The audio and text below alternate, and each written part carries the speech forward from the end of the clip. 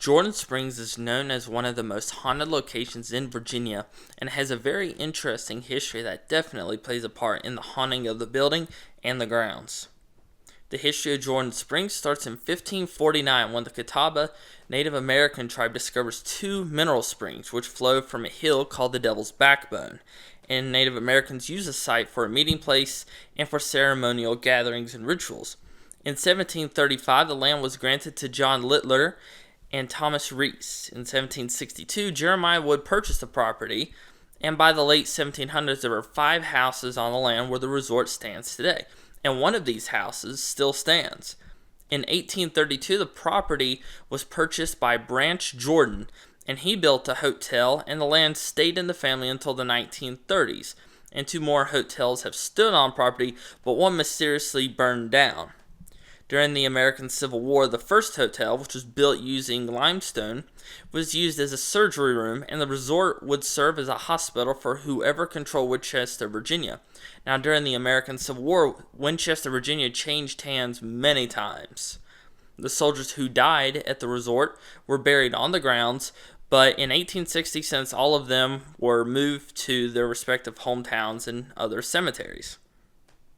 The resort resumed operations as a hotel, and it closed in 1916, and the second hotel burned down in 1920 under mysterious circumstances. From 1953 to 1972, the resort served as a Catholic monastery and seminary, and after that the building served as a drug and alcohol rehabilitation center for young people until 1999.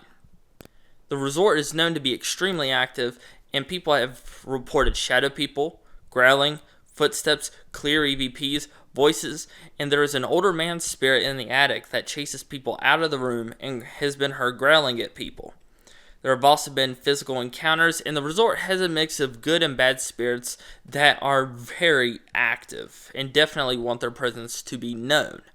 The location has a really fascinating history, and I believe that the Native American spirits are definitely still around, and the death the building saw during the Civil War would only add on to an already haunted location.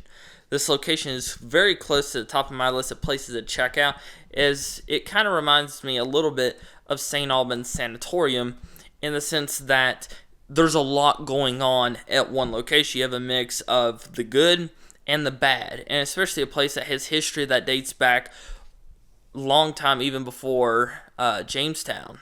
So, Jordan Springs Resort, have you ever been there? Do you know someone who's been there? What do you think of the location? Hopefully one day we'll check it out. But I hope you all have enjoyed this Haunted Virginia episode.